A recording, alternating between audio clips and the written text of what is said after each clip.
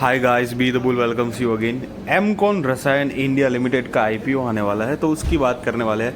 अगर उससे पहले मेरे चैनल पर नए हैं तो सब्सक्राइब कर दीजिए और बेल का बटन जरूर हिट करना, ताकि मेरी वीडियोस की रेगुलर नोटिफिकेशन आपको मिलती रहे और आपकी स्टॉक मार्केट की जर्नी और भी ज़्यादा कॉन्फिडेंट और सक्सेसफुल हो पाए।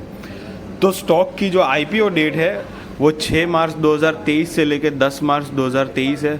फेस वैल्यू जो है वो 10 का है। प्राइस 40 रुपये पर शेयर है। Lot size 3000 shares. Issue size की बात करें तो 17,10,000 शेयर्स। 10 की फेस वैल्यू से करीब 6 करोड़ 84 लाख रुपए कंपनी जुटाने वाली है। फ्रेश इश्यूज के माध्यम से सारे के सारे शेयर्स आएंगे, मतलब कि 17,10,000 शेयर्स। 10 की फेस वैल्यू से 6 करोड़ 84 लाख रुपए कंपनी जुटाने वाली है। मार्केट मेकर की बात करें तो मार्केट मेकर का पोर्शन 90,000 शेयर्स का अलग से रखा गया है। जो भी एक मतलब एजेंसी ये शेयर का आईपीओ को प्रमोट करने वाली है। अगर इश्यू टाइप की बात करें तो फिक्स प्राइस इश्यू आईपीओ है। लिस्टिंग एट एनएसई एसएमई है, तो ये स्मॉल एंड मीडियम एंटरप्राइजेस के लिए है। अगर आपको नहीं पता है कि जनरल आईपीओ और एसएमई आईपीओ में क्या फ़र्क होता है तो डिस्क्रिप्शन में लिंक भी है, आप जाकर देख सकते हैं, ताकि आपको पता चले कि एसएमई आईपीओ में और जनरल आईपीओ में क्या फ़र्क होता है। एनआईआई एचएनआई शेयर्स ऑफर्ड की बात करें तो 50% of the net issue. Retail shares की बात करें तो 50% of the net issue. Company के प्रमोटर्स की बात करें तो Mahesh Raoji Bhanushali is the promoters of the company. मैं बताना चाहूँगा कि ये गुजरात बेस्ड कंपनी है। नवसारी और वलसाड़ में इनका मैन्युफैक्चरिंग प्लांट है।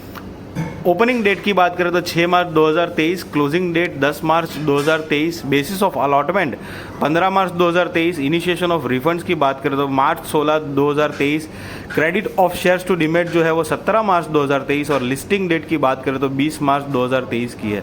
अगर इनकेस आपने अप्लाई किया है और आपका आईपीओ नहीं लगता है तो इनिशिएशन ऑफ रिफंड की जो डेट है मार्च 16 2023, तो उस दिन आपको आपके रिफंड की इन्फॉर्मेशन मिल जाएगी। अगर आप रिटेल कैटेगरी में आते हो तो मिनिमम हो या मैक्सिमम आपको एक ही लॉट के लिए अप्लाई करना है। उसमें 3,000 शेयर्स आएंगे, 1,20,000 रुपये आपको देने पड़ेंगे। और एचएनआई कोटा में आते हैं तो मिनिमम 2 लॉट के लिए अप्लाई करना है, 6,000 शेयर्स, 2,40,000 रुपये आपको देने पड़ेंगे। यस, एसएमई आईपीओ का ये एक वन ऑफ द ड्रॉबैक्स है कि आपको मिनिमम 1 लाख रुपये तो देने ही पड़ते हैं, जहाँ के आपका हमारा जनरल आईपीओ जो होता है उसमें करीब 10-15 हज़ार में मतलब अगर है तब भी हम आईपीओ के लिए अप्लाई कर सकते हैं। बट यहाँ पर एसएमई आईपीओ में स्पेशली ऐसा नहीं होता है, वहाँ पर मिनिमम 1 लाख रुपए तो देने ही पड़ते हैं।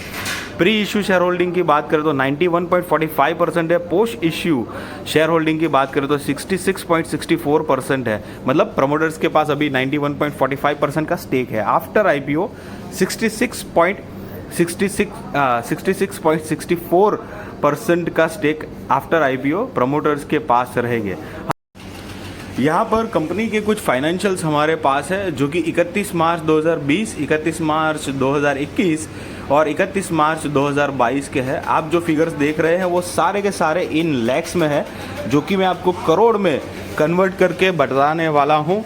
तो यहाँ पर हम रिसेंट वाले जो है 31 मार्च 2022 के फिगर्स हम देखने वाले हैं। तो उस हिसाब से अगर कंपनी की टोटल असेट देखी जाए तो 14.46 करोड़ की टोटल असेट है। अगर रेवेन्यू की बात करी जाए तो 19.22 करोड़ रुपीस है। अगर कंपनी के प्रॉफिट आफ्टर टैक्स की बात करी जाए तो 44 लाख रुपीस है। कंपनी के पास नेट वर्थ की बात की जाए तो 2.21 करोड़ की नेटवर्थ है। अगर रिजर्व्स एंड सरप्लस की बात करी जाए तो 71 लाख रुपीस है। और टोटल बोरोइंग्स की बात करी जाए तो 7.4 करोड़ रुपीस की टोटल बोरोइंग्स है एज पर 31 मार्च 2022।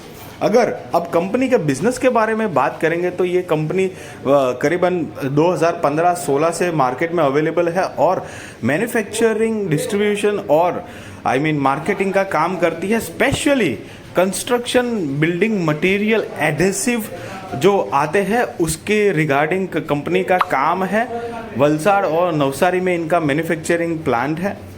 ये जो कंपनी है वो मॉडर्न कंस्ट्रक्शन केमिकल्स बनाती है, जैसे कि उसमें लाइक सॉफ्ट और लिक्विड मटेरियल दोनों टाइप की बनाती है, जो कि अलग अलग तरीके से काम आती है एज अ एडेसिव।